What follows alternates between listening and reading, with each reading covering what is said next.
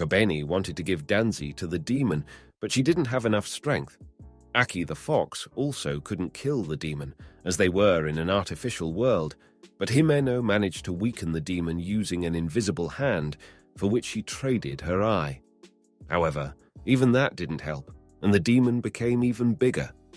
It turns out that the demon hunters had been inside the demon's stomach all this time, and they have only one option to escape: to make a contract with the demon and kill Danzi. Opinions diverged.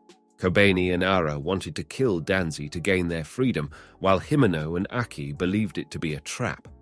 On the other hand, Power wanted to kill Danzi to share his idea with the world and receive a Nobel Prize. Kobeni is consumed by fear. She starts suspecting everyone, thus giving strength to the demon. Arai and Kobeni couldn't hold back and grabbed Denzi. Kobeni swung her blade and plunged it into Aki's back. He shielded Denzi, intending for him to assist in defeating the demon cannon in the future, as he couldn't manage it alone. To save Aki, Power unlocked a new ability within himself to heal others' wounds using their blood. Denzi grew tired of running from this demon, so he leaped into its mouth and transformed into a chainsaw. But Denzi's strength didn't last long. He had lost a lot of blood, and the chainsaws were slipping from his hands. However, a crazy plan came to him to cut the demon and drink its blood. And it worked. In response, he told Power that the Nobel Prize would now be his for inventing the perpetual engine. Denzi soared at the demon for 3 days, and finally, the demon surrendered, conceding to have its heart sawed apart. It could no longer endure the pain. Throughout this time, Himeno worried that the cannon demon would kill Aki. Her mentor had said that all demon hunters die young because they are normal, like Aki and Himeno. But when she saw how eccentric Denzi was, hope arose within her that Aki would survive after defeating the cannon demon. The demon hunters managed to find several shards of the cannon demon and finally left the hotel. In celebration of their victory over the demon, they decided to gather together and celebrate. They also planned to get Makima drunk to find out why she needed Denzi. As everyone became a bit tipsy, each one started sharing which demon they had made a contract with and interesting facts about themselves. It turned out that Kobeni had 8 older sisters, and Denzi was only 16 years old. He couldn't quite remember for sure. Furthermore, he had never kissed anyone and never drank alcohol. Makima arrived a little late, and the already tipsy Himeno leaned in to kiss our teenager. He faced a choice: either fulfill Makima's desire or accept a kiss from Himeno. Denzi finally experienced his first French kiss, and he particularly enjoyed feeling Himeno's tongue. However, due to her excessive beer consumption, she accidentally drooled into his mouth along with her tongue. From Power, we learned that Denzi has a quirk. He swallows everything that could be considered food, and everything Himeno shared with him, he swallowed as well. Arai helped Denzi make it to the bathroom. It turns out it wasn't his first time doing so, as his mother would come home very drunk each time, and he had to take care of her. As everyone was dispersing to their homes, they didn't notice where Himeno and Denzi had disappeared to. In the meantime, Himeno was already making advances toward Denzi. Of course, Denzi was very tempted by this, but he had made up his mind that his first time would be with Makima. However, he didn't immediately leave Himeno after that encounter. Why would he walk away from a place where he was being fed for free? The next morning, while having breakfast with a view of the city, Himeno proposed a deal to Denzi. She would introduce him to Makima, and in return, he would introduce her to Aki. They shook hands on the agreement. Meanwhile, Makima and her partner were already on a train to Kyoto. But before they could cover half the distance, they were both shot dead. When Arai and Kobeni went on a mission, they were surrounded by the same people who killed Makima. The rest of the demon hunters gathered at a restaurant to discuss their next steps. Sitting nearby was a man in black who was complaining about not liking ramen. Then he showed them a photograph of Denzi's father and said, "The cannon demon needs your heart." He shot Denzi in the head and wounded Himeno in the shoulder. Aki summoned his fox, and just when it seemed like the situation was under control, the fox revealed that the man was neither human nor demon. It tore him apart. Aki was forced to use his curse, which cost him a great deal of his life force, but it killed the creature. Out of nowhere, a blonde woman appears who is aware of Aki's curse. She lifts it up, and before Aki can even take a step, he receives a fatal blow. Everything was going terribly wrong. Time was running out. Himeno asked her ghost demon to deal with them, but he said, "She's too terrifying." Himeno had to make a contract with him, promising to give up her entire body in exchange for saving Aki, and the demon had no objections. The ghost demon nearly killed it, but the blonde woman who had been observing everything summoned a snake that swallowed the ghost demon and Himeno whole. The ghost, with its last ounce of strength, used its hand to start Denzi, who seemed to have died. Denzi thought he had almost dealt with Katana, taking his partner hostage. However, with a snap of Katana's fingers, he cleaved them in half. By that time, all the other demon hunters had been killed too, except for Power, who was able to persuade. Meanwhile, on the train, as the killers tried to hide, it turned out that Makima was also a demon. She bestowed eternal darkness upon each of them. When those who were waiting to meet her saw her, they were shocked. They had been sure that Makima was dead. There was blood on her, to which she simply said, "It's not mine." Denzi is being taken in a truck to be handed over to the cannon demon. However, one of the workers unexpectedly explodes, then another and another. The girl in the hoodie realizes that Makima is behind this. That was all Makima could do while being in Kyoto, and she returns to Tokyo. Suddenly, Kobeni appears, revealing that she's not as simple as she appeared. The assassins have no time left, and the girl in the hoodie immediately commands her snake, but Kobeni seems to not even notice it.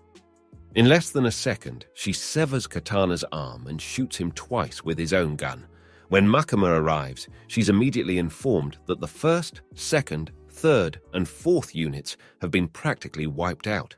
Mostly, only demons survived. Now, all units are merging into one under Makima's control. Additionally, the leader of one of the demon hunter units asks her what she knew in advance, but Makima doesn't answer that question. Surprisingly, Aki managed to survive, and he is currently in the hospital. Meanwhile, Denzi and Power went to meet Makima. She explained that the cannon demon is now hunting for Denzi's heart, and it's time to begin training the fourth unit of demon hunters. Makima herself doesn't have the time to train demon hunters anymore, so she has chosen the best instructor for them, the instructor of the late Himeno. He didn't reveal his name, but he likes being called instructor. He enjoys drinking and women. The instructor asked Denzi and Power only 3 questions to assess how insane they are, and they passed the test with a perfect score. Right from the start, the instructor demonstrated some of the key differences between demons, half-demons, and humans.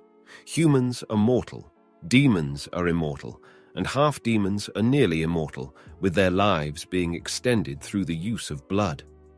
For training, the instructor employs real battles, not fights to the death, but to actual death. However, throughout the whole day, no one could even lay a finger on the instructor. As Denzi put it, the instructor killed his trainees at least 20 times. Aki, for now, isn't allowed to participate in training due to his injuries, but he has more pressing issues.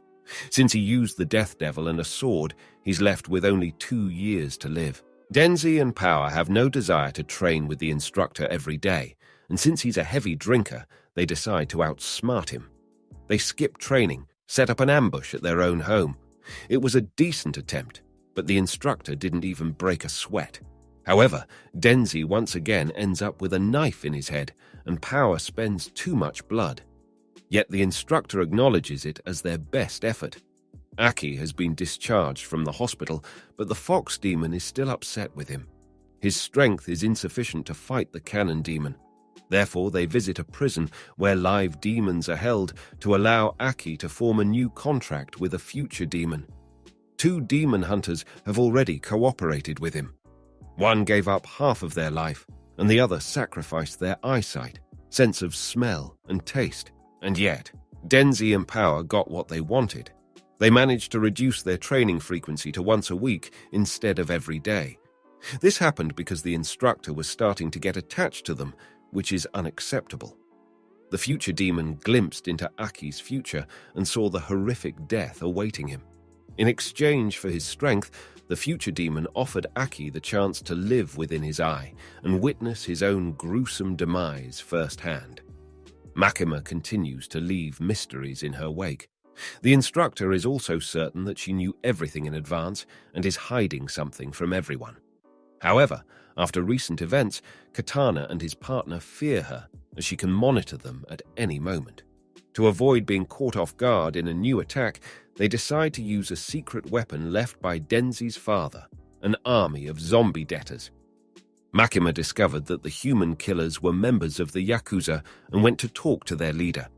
The Yakuza admitted that some of their people, for 20,000 yen, entered contracts with the Cannon Demon, who now supplies them with weapons.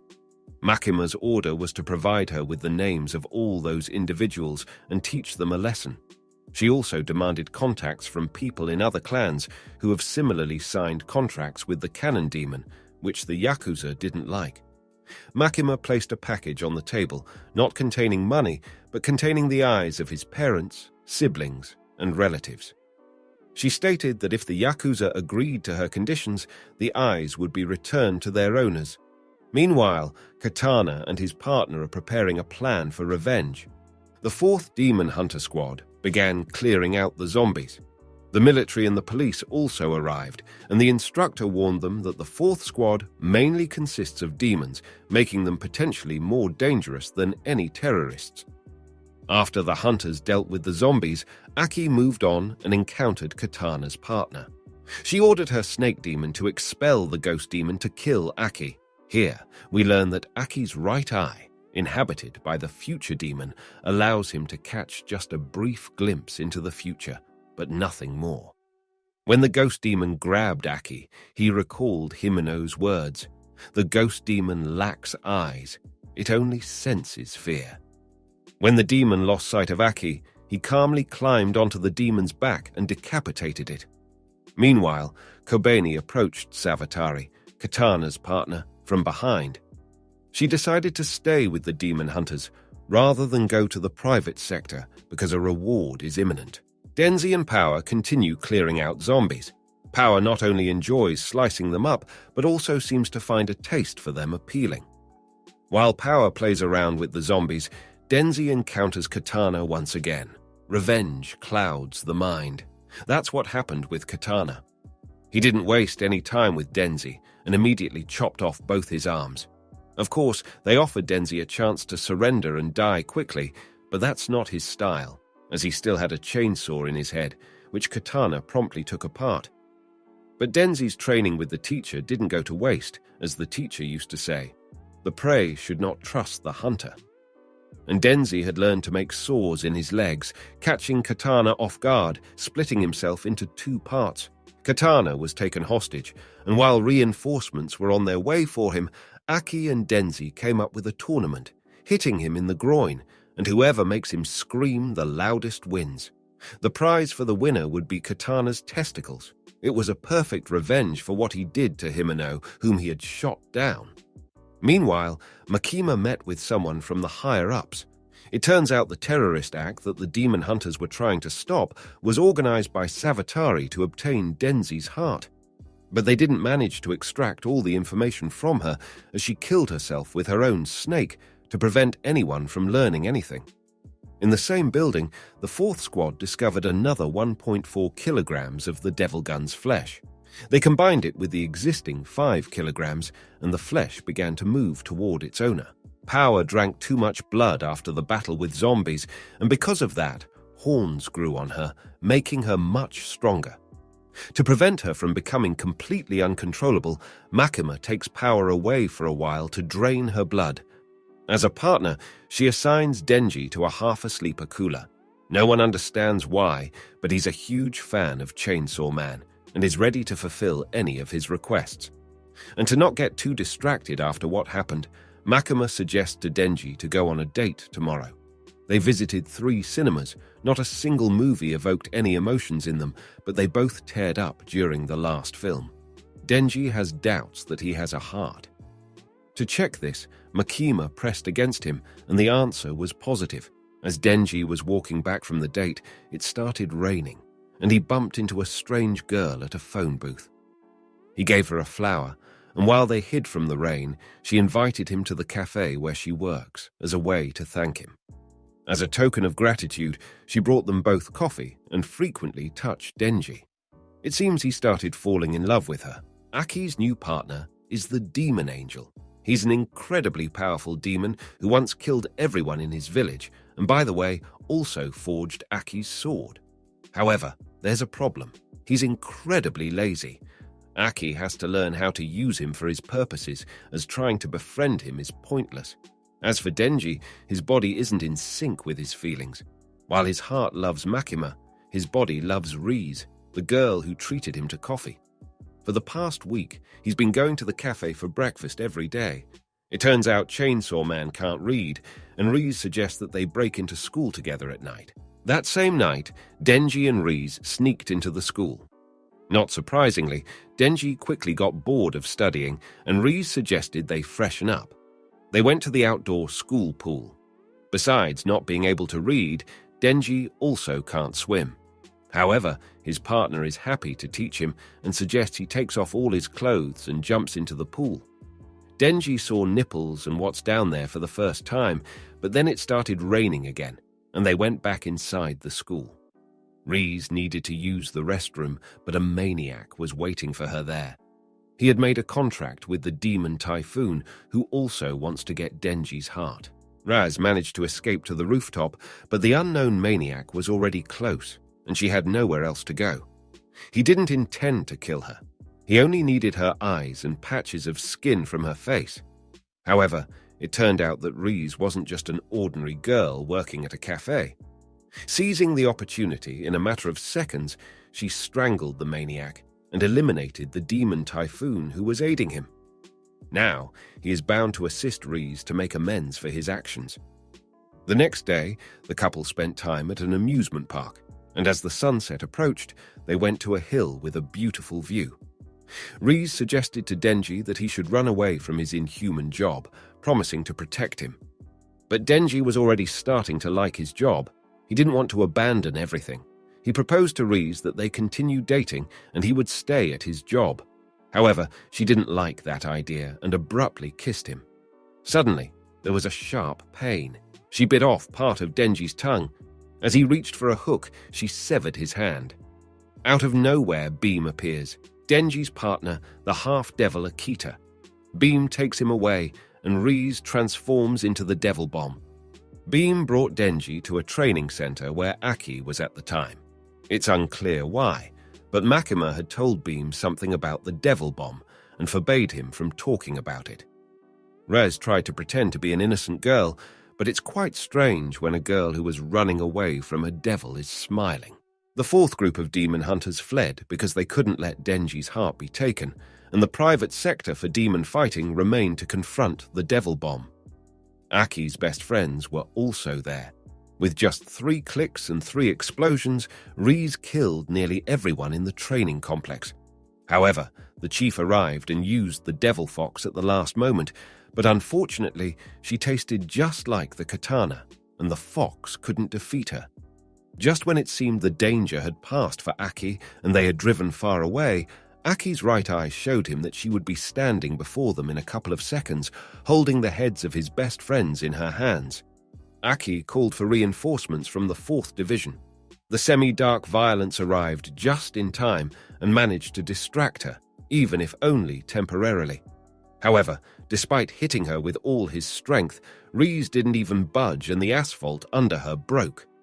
Kobeni didn't even try. She simply surrendered. Denji had already been fed blood, and he immediately transformed into a chainsaw and lunged at the demon. Chainsaw Man is currently too weak to face such a powerful adversary. He couldn't even last 5 minutes and inflict any damage on the Devil Bomb. When she was carrying Denji's torso, Aki pretended to be dead and managed to cut off her hand, in which Denji was held. Aki's glimpses of the future weren't enough to defeat this demon. Thankfully, semi-dark violence came to Aki's rescue just in time and saved him. Demon Angel resurrected Denji, and they came up with a new plan to defeat Rize. Denji needed to move from building to building using his chains and chainsaw, but he misunderstood and instead harnessed Beam with the chains and attacked Rize again. However, this time Demon Typhoon was with her. While Denji and Beam are fighting against Rize, Aki and Demon Angel are trying to escape from the Devil Typhoon's wind. The angel can't hold on to anything, but Aki grabs onto him. The wind is too strong, and the angel was about to give up on life as he slipped from Aki's grip, but Aki caught him by his hand and saved him, at the cost of losing 2 months of his life. Beam suffered greatly from the explosion, but Denji won't stop until he kills his last love. Yet, Denji figured out how to use his chainsaws after all. He's grateful to Rize for teaching him to swim. He wrapped her with chains and jumped with her to the bottom of the lake. The bomb can't explode underwater and transformed back into a human.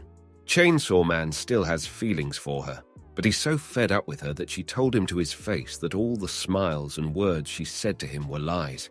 Makima caught Rize in an alley. She didn't even give her a chance to do anything, and along with Demon Angel, they finished off Rize. Denji returned to the cafe where Rize used to work, but she never showed up. Instead, his partner Power returned to him along with the flowers he bought. She thought they were for her. However, instead of giving the flowers to Power, Denji simply ate them. Thank you for watching. If you enjoyed the video and want to see more, please like and subscribe to the channel.